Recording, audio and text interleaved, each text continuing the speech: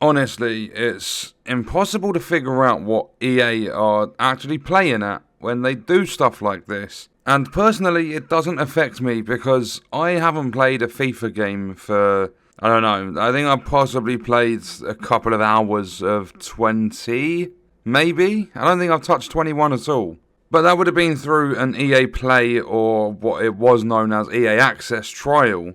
I never actually purchased it, and I haven't purchased a FIFA since I think FIFA 19. And that's just because personally I don't care for the gameplay of a FIFA game anymore. The modes that I did enjoy, Pro Clubs, they never really did any drastic changes. But what they are doing now is possibly the worst thing they could ever do, and it's doing nothing but screwing over gamers. We'll start off with the first one, and that is the fact that they have this feature that's new or whatever they want to say. And that is something they like to call, I think it's HyperMotion. And it's just basically 11v11 motion capture, so they get a more realistic touch. And all that sort of stuff. It makes the game feel more realistic. But that is only available on the next generation, or the current generation of consoles, being the PS5 and the Series X and S. Or maybe not even the S, just the X. So for those PC players that play FIFA, they are getting the last generation of the game. So essentially they code two different generations. You have a old gen and a current gen.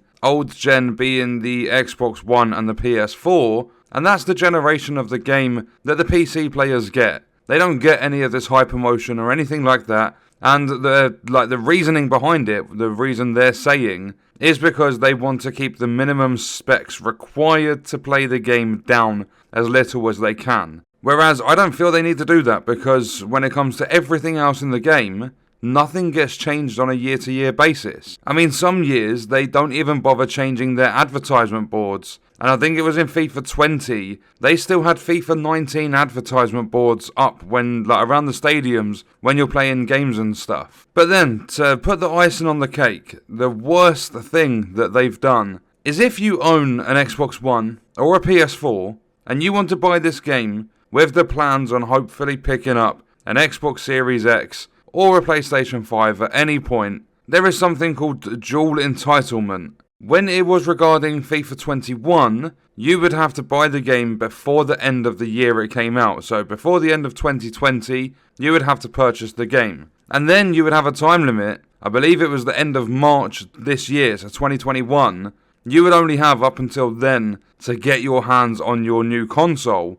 Otherwise, your entitlement was void and you weren't able to play the game on your new console. What they've done this year is even worse than that. And there are no time limits on this or anything like that as far as I'm aware. But what they've done instead is, from what I've seen, there are only 2 editions available for the game. They might come out with more, I don't know, but as of now, from what I've seen, there are only 2 different editions, Standard and Ultimate. Standard is your typical £60, I think it might be 70 on the Series X and PS5, not entirely sure. But basing it off just the Xbox store, so the Xbox One, and then also it would be the same on the PS4, you get the Standard Edition, which is £60. That does not entitle you to play the game on the newer generation of console. So if you go and buy this FIFA, when it releases, I think it's the 1st of October, then come Christmas, if you manage to get yourself a new generation of console, you're not able to play the game with the Standard Edition. What you have to do,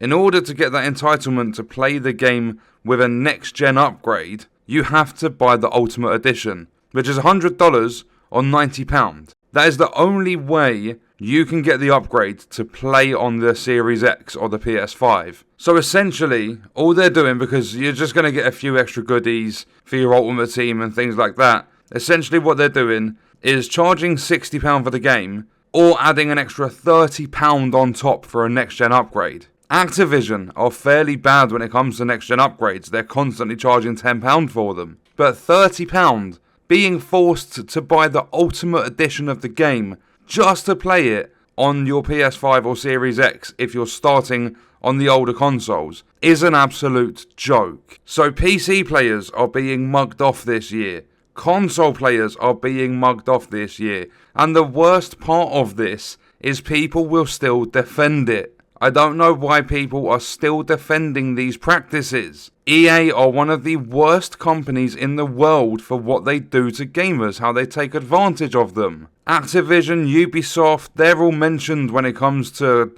corporate scummy practices, but EA are very high up there. They won't do anything unless it brings them in money. They're releasing another Legacy Edition of FIFA for the Nintendo Switch. The last Legacy Edition they released, it was even said in the article about it that there are no significant changes. They don't change anything, and pretty much within the whole of FIFA, they'll tell you all this motion capture stuff's done, and then you'll find out in 2 years' time they've taken it all out and they've gone back to how they used to, and then, I don't know, say FIFA 26, they'll come back and they'll go, oh, look, we've got this brand new feature, HyperMotion. And they'll be like, no, you've taken that stuff out just to add it back in 4 years later. They do this sort of stuff all the time. They don't change advertisement boards. They don't change game modes. They don't actually upgrade the gameplay experience or anything. The only thing they focus on is their ultimate team because it brings them in a metric fuck ton of money. People need to stop buying these games just because they want their fix of football.